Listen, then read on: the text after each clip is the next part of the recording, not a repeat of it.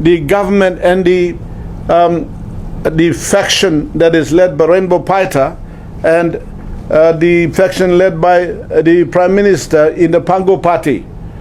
Now my position, not just as a member of the Pango Party, but also as a senior parliamentarian, as a senior leader who has been in Parliament for more than 4 terms of Parliament. I cannot sit down and just allow things happen without providing some guide or some opinion based on experience to all leaders, and especially in those 2 camps. There must be a systematic step-to-step approach to addressing political and socioeconomic issues by any party on the floor of Parliament. Number 1, a political party must be respected.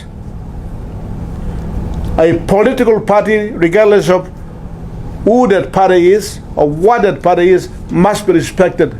Why? Because it is constituted by the organic law on political parties and candidates.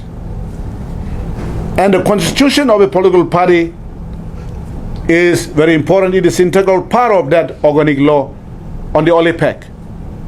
That means that factions that come out of that particular party, whether it is one that is not agreeing with the leader of the party, or in this case in Pango, if a faction of the Pango party led by Rainbow Paita are not happy with the Prime Minister, Honorable James Marape, the party executive must take control, applying the organic law and its constitution.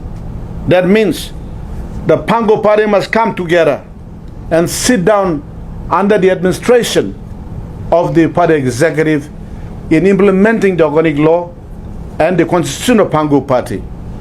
And then Pango party as a party addresses that issue, whatever that issue may be. All the party members come in, then sit down. If it's a parliamentary wing, the parliamentary wing sits down and they discuss and they come to a position with regards to the issue at hand. And after they have established the position as a party, then Pango party has a duty, legal duty, a lawful duty to other coalition members that it leads. Whether it is 5 coalition members, whether it is 6, whether it is 1, doesn't matter.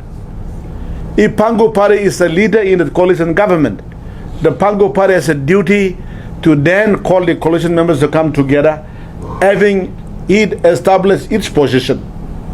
Then on that position, the coalition partners, they discuss that position put to them by the leading party in the coalition.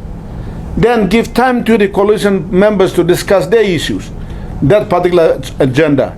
Then they come back to the leading party and they talk about that. Then they address the issue as a government. That is the step that must be followed. That must be the step must be followed. There is a guide I have been giving to Rainbow Paita. There's a guide I'm giving to all the Pango members or defects that are defecting from the leadership of the Honorable Prime Minister.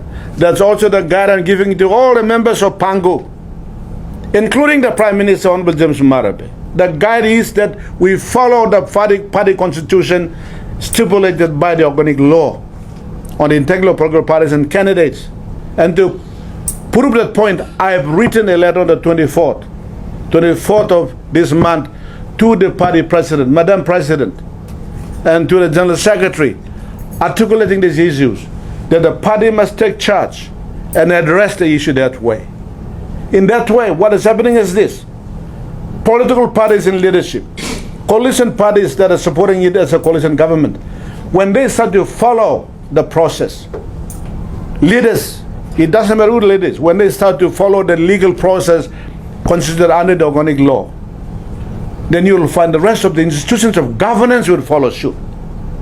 Institutions are very important. Pango party as an institution is very important.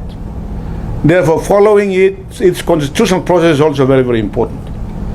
But in a situation where we have people mixed up, not following the steps, don't follow the process, then what happens is you play a politics that is substandard, it causes confusion, and it affects the issues that I have raised here. It affects it. Right now, we have issues that must be addressed. We have issues that must be addressed.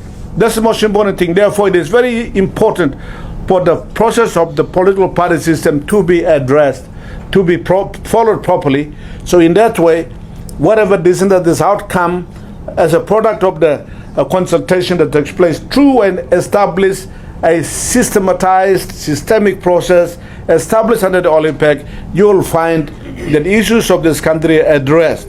While those political issues are being addressed on the side, you also have a public service who is also delivering the goods and service to the people.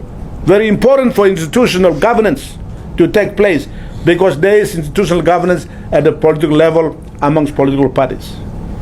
That is what I see, and that is my position. I have been guiding all leaders. I respect all of them.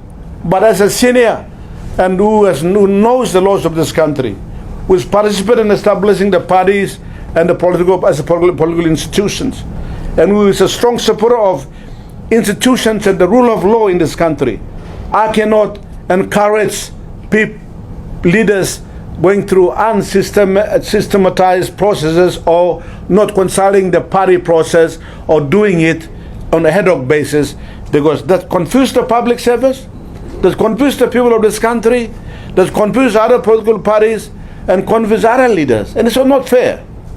So my conclusion is that I call on all parties to sit down and follow the process, whatever the process is.